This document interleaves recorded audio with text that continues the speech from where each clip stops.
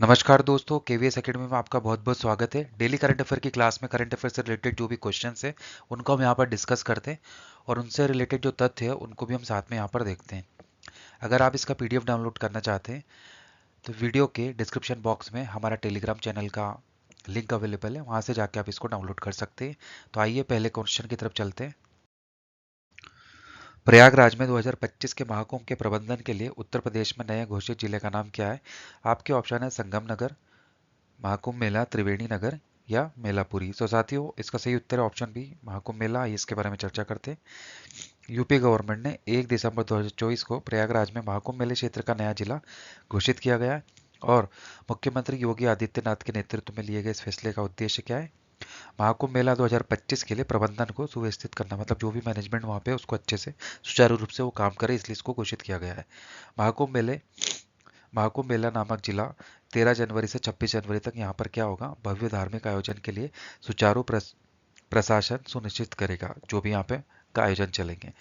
और ये कदम भारतीय संस्कृति को बढ़ावा देते हुए भव्य धार्मिक आयोजन के लिए सुचारू संचालन सुनिश्चित करने के लिए किया है। आइए नेक्स्ट क्वेश्चन की तरफ चलते हैं। हाल ही में वृद्ध व्यक्तियों के अधिकार पर राष्ट्रीय सम्मेलन कहाँ आयोजित किया गया है? आपके ऑप्शन है नई दिल्ली, चेन्नई, हैदराबाद या बेंगलुरु।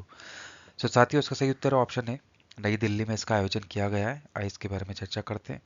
तो राष्ट्रीय मानव अधिकार आयोग ने अपने 31वें स्थापना दिवस पर विज्ञान भवन नई दिल्ली में वृद्ध व्यक्तियों के अधिकारों पर एक समारोह राष्ट्रीय सम्मेलन का आयोजन किया गया है। एनएचआरसी की स्थापना 12 अक्टूबर 1983 में हुई और भारत के उपराष्ट्रपति श्री जगदीप धनखड़ मुख्य अतिथि थे। तो इससे रिलेटेड क्वेश्चन बन सकते हैं कि सम्मेलन कहाँ आयोजित किया गया है? नई दिल्ली, विज्ञान भवन में। कौन सा स्थापना दिवस था? 31वां था। और किसके द्वारा किया गया है? तो ये राष्ट्रीय मानव अधिकार के द्वारा किया गया है। आइए नेक्स्ट क्वेश्चन की तरफ चलते हैं साथियों। यार्स मिसाइल जो समाचारों में थी, किस देश द्वारा विकसित की गई है? आपके ऑप्शन है यूक्रेन, रशिया, फ्रांस या भारत। तो साथियों, इसका सही उत्तर है ऑप्शन बी, ये रशिया द्वारा बनाई गई है। आइए इसके बारे में चर्चा करते हैं। तो इस मिसाइल की जो रेंज है वो 2000 से 10,500 किलोमीटर के बीच है और ये जड़त्वी और ग्लोनास मार्गदर्शन प्रणाली का उपयोग करते हुए काम करती है। आइए नेक्स्ट क्वेश्चन की तरफ चलते हैं।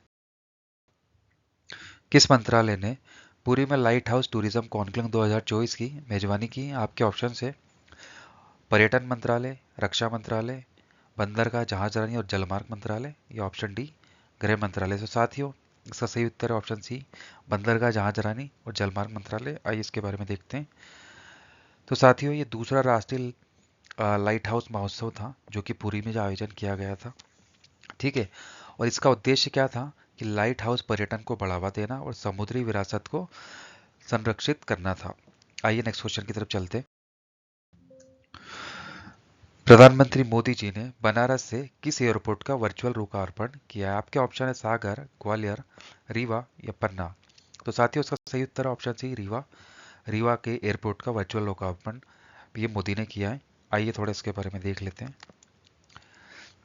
तो साथियों, रीवा जिला कब अस्तित्व में आया? 1950 में। अगर रीवा संभाग के जिले की बात की जाए तो रीवा, सतना, सीधी, सिंगरौली और मऊगंज है। 5 जिले हैं यहाँ पर।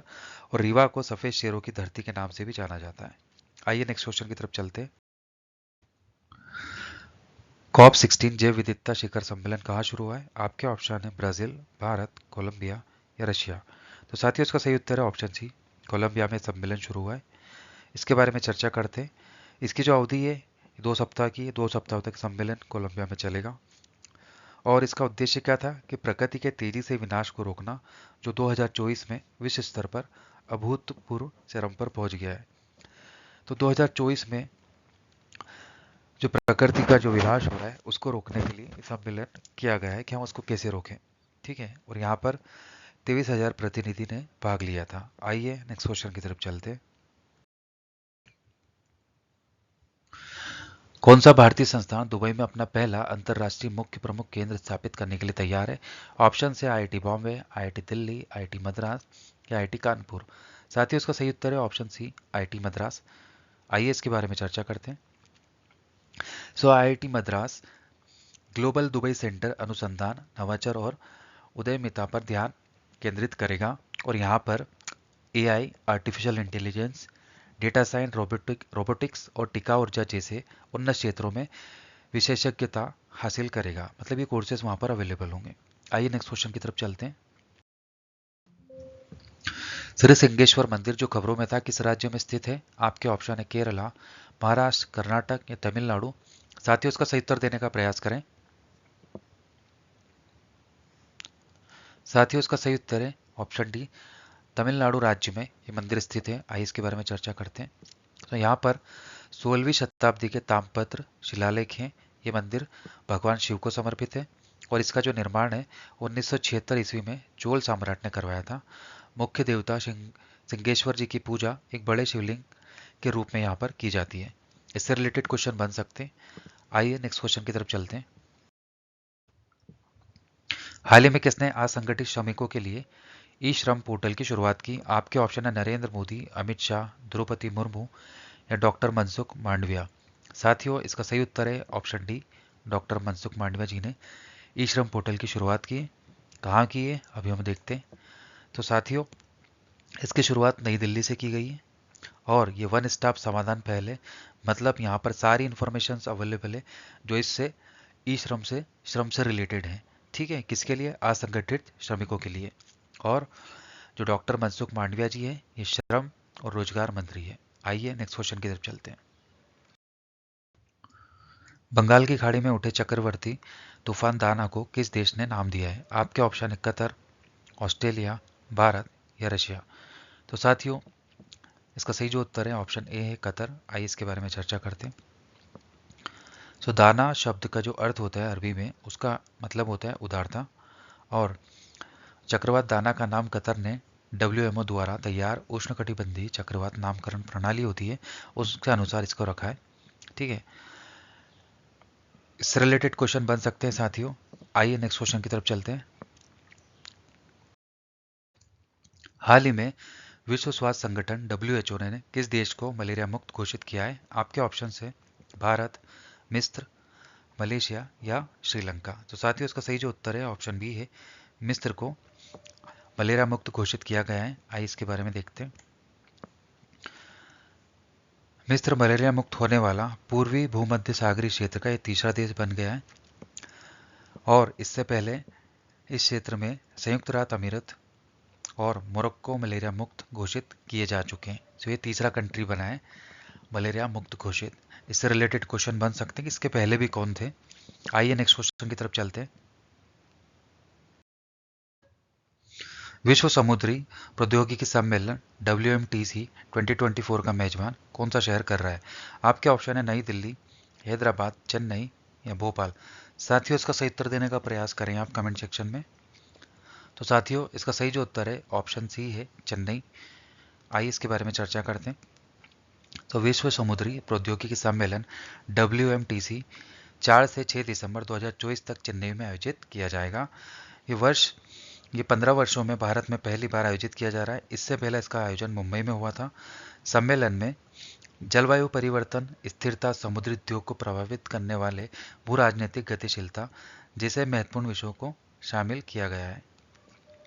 पिछला संस्करण जो था वो अप्रैल 2022 में कोपेनहेगन में आयोजित किया गया था जिसमें शंघाई, ह्यूस्टन और सेंट पीटर्सबर्ग जैसे पिछले मेजबान शामिल थे। आइए नेक्स्ट क्वेश्चन की तरफ चलते हैं। प्रतिवर्ष किस दिन को अंतर्राष्ट्रीय विकलांग दिवस IDPD के रूप में मनाया जाता है? ऑप्शन है 2 दिसंबर, 3 दिसंबर, 4 दिसंबर या 5 दिसंबर। तो साथियों सही उत्तर है इसका ऑप्शन बी, 3 दिसंबर को मनाया जाता है। आइए इसके बारे में डिस्कस करते हैं। हर साल ये 3 दिसंबर को मनाया जाता है। यह समावेशिता के महत्व और विकलांग व्यक्ति के योगदान को मान्यता देने पर प्रकाश डालता है। इस वर्ष का जो विषय था वो एक समावेशी और टिकाऊ भविष्य के लिए विकलांग व्यक्तियों के नेतृत्व को बढ़ावा देना था। IDPD को संयुक्त राष्ट्र द्वारा 1992 में PWDS के कल्याण के बारे में जागरूकता बढ़ाने और बढ़ावा देने के लिए घोषित किया गया था। विकलांग व्यक्तियों के लिए अधिकारों पर 2006 के कन्वेंशन CRPD ने विकलांगता अधिकारों के लिए वैश्विक प्रतिबद्धताओं को मजबूत किया है और ये प्रयास सतत विकास के लिए 2030 के एजेंडा के लक्ष्यों के रूप में अनुरूप है। आइए नेक्स्ट क्वेश्चन की तरफ चलते हैं साथियों। क्रोनिक पल्मोनरी एस्परगिलोसिस सीपीए किस प्रकार का संक्रमण है जो हाल ही में समाचारों में देखा गया है? आपके ऑप्शन है वायरल संक्रमण, बैक्टीरियल संक्रमण, फंगल संक्रमण या परजीवी संक्रमण। साथियों इसका सही उत्तर है ऑप्शन सी, ये फंगल संक्रमण है। आइए इसके बारे में देखते हैं। क्रोनिक पल्मोनरी एस्परगिलोसिस सीपीए एक फंगल फेफड़ों का संक्रमण है जो एस्परगिलिस नामक फफूंद के कारण होता है। आमतौर पर क्या होता है, ये इंडोर और आउटडोर वातावरण के कारण होता है और सीपीए उन लोगों को प्रभावित करता है जो वातस्फीति, ब्रोंकाइटिस और तपेदिक जैसी फेफड़ों की गंभीर बीमारियों से पीड़ित हों। ये उन्हीं को ज़्यादातर होता है। आइए नेक्स्ट क्वेश्चन की तरफ चलते हैं। हाल ही में रातापानी वन्यजीव अभयारण्य को किस राज्य का 8वां टाइगर रिजर्व घोषित किया गया है? ऑप्शन है केरल, मध्य प्रदेश, उड़ीसा या उत्तराखंड। साथियों सही उत्तर है ऑप्शन बी, मध्य प्रदेश। आइए इसके बारे में देखते हैं। एमपी के मुख्यमंत्री डॉक्टर मोहन यादव के नेतृत्व में आधिकारिक तौर पर रातापानी वन्यजीव अभयारण्य को रातापानी टाइगर रिजर्व घोषित किया गया है। और साथियों ये राज्य का 8वां बाघ अभयारण्य है और यहाँ पे अनुमानित 90 बाघ हैं और ये रायसेन और सीहोर जिलों में फैला हुआ है जो सतपुड़ा वर्णमाला से जुड़ा एक महत्वपूर्ण बाघ आवास है। साथियों अतिक्रमण और शिकार की कमी के कारण क्या हुआ है, बाघ और मानव का संघर्ष हुआ है, उसके कारण बाघों की संख्या बहुत कम हो गई है जिससे संरक्षण की आवश्यकता बढ़ गई है। आइए नेक्स्ट क्वेश्चन की तरफ चलते हैं। हाल ही में किस अंतर्राष्ट्रीय संगठन ने पश्चिम बंगाल को विरासत पर्यटक के लिए गंतव्य घोषित किया है? ऑप्शन है विश्व बैंक, यूनेस्को, संयुक्त राष्ट्र विश्व पर्यटन संगठन या अंतर्राष्ट्रीय वायु परिवहन संघ। तो साथियों उसका सही ऑप्शन है ऑप्शन बी, यूनेस्को द्वारा। आइए इसके बारे में चर्चा करते हैं। तो यूनेस्को ने पश्चिम बंगाल के हेरिटेज पर्यटन के लिए शीर्ष गंतव्य के रूप में मान्यता दी है और मुख्यमंत्री ममता बनर्जी ने धार्मिक, हेरिटेज और चाय पर्यटन में राज्य की प्रगति पर प्रकाश डाला है। इस मान्यता ने पर्यटन का बढ़ावा दिया है और युवाओं के लिए हजारों नौकरी पैदा की है। पश्चिम बंगाल प्रतिष्ठित धार्मिक स्थलों और विरासत स्थलों को बढ़ावा देने पर ध्यान केंद्रित कर रहा है। राज्य के प्रयास इसके पर्यटन क्षेत्र को बढ़ावा दे रहा है जिससे भारत के पर्यटक उद्योग में एक प्रमुख खिलाड़ी बन गया है। आइए नेक्स्ट क्वेश्चन की तरफ चलते हैं। हाल ही में समाचारों में देखी गई एक्सरसाइज KAZIND काज इंड भारत और किस देश के बीच में आयोजित की जाती है? ऑप्शन है मिस्र, ऑस्ट्रेलिया, कजाकिस्तान या तजाकिस्तान। तो साथियों उसका सही ऑप्शन है ऑप्शन सी, कजाकिस्तान। आइए इसके बारे में चर्चा करते हैं। इसका आयोजन उत्तराखंड में किया गया था। भारत और कजाकिस्तान के बीच में ये वार्षिक संयुक्त सैन्य अभ्यास है और भारतीय पक्ष की तरफ से जो प्रतिनिधित्व कर रहे थे वो कुमॉन रेजिमेंट और भारतीय वायुसेना के 120 कर्मियों द्वारा किया गया था। कजाकिस्तान की टुकड़ी में भारतीय सेना और एयरबोर्न असॉल्ट ट्रूप्स शामिल होंगे। यह अभ्यास का उद्देश्य क्या है? अर्धशहरी और पर्वतीय क्षेत्रों में आतंकवाद विरोधी अभियानों के लिए संयुक्त सैन्य अभ्यास क्षमताओं को बढ़ाना। आइए नेक्स्ट क्वेश्चन की तरफ चलते हैं। भारत के लिए 2024-25 में जीडीपी के प्रतिशत के रूप में अनुमानित राजकोषीय घाटा क्या है? ऑप्शन है 5.6%, 4.9%, 6.5% या 3.8%। साथियों इसका सही उत्तर है ऑप्शन बी, 4.9%। आइए इसके बारे में देखते हैं। तो 24-25 वित्तीय वर्ष के लिए भारत सरकार का जो राजकोषीय घाटा था जीडीपी का 4.9% होने का अनुमान है। लास्ट ईयर जो था ये 5.6 था, इस साल ये थोड़ा कम है। तो सरकार का जो लक्ष्य है राजकोषीय घाटे को 1,61,000 करोड़ पर नियंत्रित करना है अप्रोक्स, और जो राजस्व और व्यय के बीच का अंतर पर जोर देता है। राजकोषीय घाटा सरकार की उधारी की जरूरतों और समग्र आर्थिक स्वास्थ्य को समझाने के लिए महत्वपूर्ण है क्योंकि ये कुल व्यय और कुल राजस्व के बीच का अंतर को दर्शाता है। आइए नेक्स्ट क्वेश्चन की तरफ चलते हैं साथियों। 26वीं जल ऊर्जा प्रौद्योगिकी और पर्यावरण प्रदर्शनी वेटेक्स 2024 का आयोजन कहाँ किया गया है? ऑप्शन है पेरिस, लंदन, मॉस्को या दुबई। साथियों इसका सही उत्तर देने का प्रयास करें। साथियों इसका सही उत्तर है ऑप्शन डी, दुबई में इसका आयोजन किया गया है। आइए देखते हैं। तो 26वीं वेटेक्स 2024 का जो आरंभ है वो दुबई वर्ल्ड ट्रेड सेंटर में हुआ है और इसमें 29 भारत की प्रमुख कंपनियां भाग ले रही है। यह आयोजन दुबई के इलेक्ट्रिसिटी एंड वाटर अथॉरिटी देवा द्वारा आयोजित किया जा रहा है। इससे रिलेटेड क्वेश्चन बन सकते हैं, इसको जरूर आप याद रखें। आइए नेक्स्ट क्वेश्चन की तरफ चलते हैं। हाल ही में भारत की समुद्री डिकार्बोनाइजेशन सम्मेलन कहाँ आयोजित किया गया था? ऑप्शन है बेंगलुरु, नई दिल्ली, हैदराबाद या चेन्नई। तो साथियों इसका सही उत्तर है नई दिल्ली में किया गया था। आइए इसके बारे में चर्चा करते हैं। तो भारत में समुद्री डिकार्बोनाइजेशन सम्मेलन जो बंदरगाह मंत्रालय और एशियाई विकास बैंक द्वारा आयोजित किया गया था, ठीक है, कहाँ पर? नई दिल्ली में। इसने ग्रीन शिपिंग और सतत बंदरगाह संचालन पर महत्व जोर दिया और इसका उद्देश्य भारत के समुद्री क्षेत्रों को वैश्विक जलवायु लक्ष्यों के साथ संरेखित करना था, जिसमें हरित सागर ग्रीन पोर्ट दिशा निर्देश, ग्रीन पोर्ट गाइडलाइंस और 2070 तक नेट जीरो कार्बन उत्सर्जन प्राप्त करने के लिए लक्ष्य जैसी पहल पर चर्चा की गई है। साथियों आप सभी को पता है कि हमारा जो लक्ष्य है कि 2070 तक हमें इंडिया को नेट जीरो कार्बन उत्सर्जन कंट्री बनाना है, तो उसी पर यहाँ पर चर्चा की गई है और ये भारत की अपनी समुद्र उद्योग को एक स्थायी भविष्य के लिए बदलने की प्रतिबद्धता को दर्शाता है। आइए नेक्स्ट क्वेश्चन की तरफ चलते हैं। 9 दिवसीय उत्सव ब्रह्मोत्सवम प्रतिवर्ष किस मंदिर में मनाया जाता है? रामनाथ स्वामी मंदिर, तिरुमला तिरुपति श्री वेंकटेश्वर मंदिर, एकाम्बरेश्वर मंदिर या कैलाशनाथर मंदिर। तो साथियों उसका सही उत्तर है ऑप्शन बी, तिरुमला तिरुपति श्री वेंकटेश्वर मंदिर में ये मनाया जाता है उत्सव। और तिरुपति में श्री वेंकटेश्वर मंदिर में 9 दिवसीय उत्सव ब्रह्मोत्सव की तैयारी चल रही है और यह उत्सव तिरुमला तिरुपति श्री वेंकटेश्वर मंदिर में स्वामी पुष्प किरणी झील के पास मनाया जाता है। उत्सव की शुरुआत भगवान ब्रह्मा ने मानवता की रक्षा के लिए भगवान वेंकटेश्वर को धन्यवाद देने के लिए की थी। जिन चंद्र महीनों में अतिरिक्त महीना होता है उसमें 2 ब्रह्मोत्सव होते हैं, सालक तला और नवरात्रि। 2024 में अधिक मास की अनुपस्थिति के कारण केवल एक ब्रह्मोत्सव सालक तला आयोजित किया जाएगा। आइए नेक्स्ट क्वेश्चन की तरफ चलते हैं साथियों।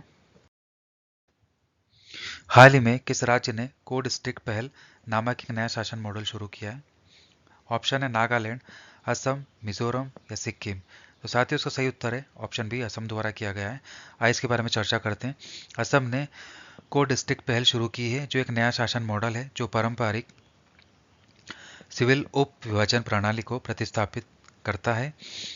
कोड डिस्ट्रिक्ट कमिश्नरों के पास जिला कमिश्नर के समान अधिकार होंगे ताकि स्थानीय स्तर पर नियंत्रण बेहतर हो सके। और इस तरह की पहल भारत में पहली बार हुई है जिसका उद्देश्य प्रशासन का विकेंद्रीकरण करना और शासन की पहुंच को बेहतर बनाना है ताकि जो जो काम होते हैं डिस्ट्रिक्ट लेवल पे और उसको हम बेटर कर सकें। आइए नेक्स्ट क्वेश्चन की तरफ चलते हैं।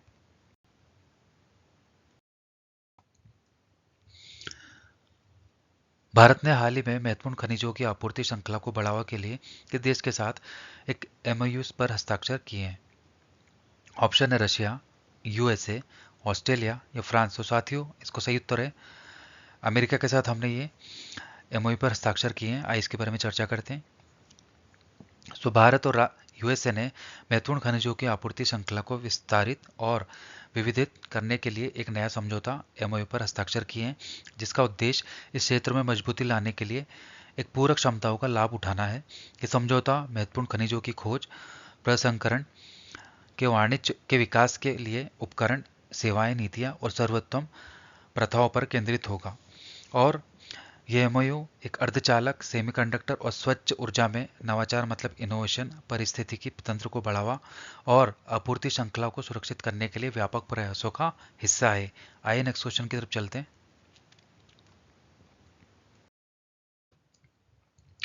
लिपुलेख दर्रा जो हाल ही में समाचारों में देखा गया किन देशों के त्रिकोणीय संगम के पास स्थित है? ऑप्शन है भारत, म्यांमार, बांग्लादेश, भारत, नेपाल, चीन, भारत, भूटान, चीन और चीन, भूटान और नेपाल। तो साथियों इसका सही उत्तर ऑप्शन बी, भारत, नेपाल और चीन। आइए इसके बारे में देखते हैं। हाल ही में तीर्थयात्रियों ने भारतीय सीमा के पुराने लिपुलेख दर्रे से पवित्र कैलाश चोटी का पहली बार दर्शन किया।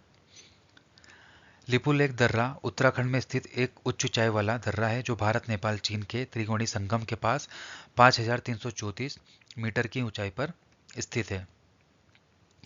यह उत्तराखंड को तिब्बत से जोड़ता है और हिमालय का प्रवेश द्वार भी है। यह पिथौरागढ़ की व्यास घाटी में स्थित है। 1992 में चीन के साथ व्यापार के लिए इसको खोला गया था। ये प्राचीन व्यापारिक महत्व है और यह कैलाश मानसरोवर का यात्रा का हिस्सा भी है, जो भगवान शिव के निवास माने जाने वाले कैलाश पर्वत की एक पवित्र हिंदू तीर्थ यात्रा है। आइए नेक्स्ट क्वेश्चन की तरफ चलते हैं साथियों। कजाकिस्तान अपनी पहली परमाणु ऊर्जा स्टेशन किस झील के पास स्थापित कर रहा है? ऑप्शन है झील अलाकोल, झील लेमुरिया, झील बालखाश या झील क्राइव। साथियों इसका सही उत्तर है ऑप्शन सी, झील बालखाश के पास अपना पहला परमाणु ऊर्जा स्टेशन स्थापित कर रहा है। आइए इसके बारे में देखते हैं। साथियों आपको पता है कि कजाकिस्तान दुनिया का प्रमुख यूरेनियम उत्पादक है और अपनी ऊर्जा क्षमता बढ़ाने के लिए अपनी पहली परमाणु ऊर्जा स्टेशन स्थापित करने का विचार कर रहा है। झील बालखाश के पास का स्थान महत्वपूर्ण इसलिए है क्योंकि सोवियत युग के परमाणु परीक्षणों ने लाखों लोगों को विकिरण के संपर्क में ला दिया था। हालिया जनमत संग्रह कजाकिस्तान की विकिरण और सुरक्षा के प्रति ऐतिहासिक संवेदनशीलता के बीच परमाणु ऊर्जा के प्रति सतर्क दृष्टिकोण को दर्शाता है। साथियों आज का लेक्चर यहीं खत्म होता है। आशा करता हूँ कि आपको आज का लेक्चर अच्छा लगा होगा। कल फिर मिलते हैं इसी समय करंट अफेयर्स की क्लास में। Thank you.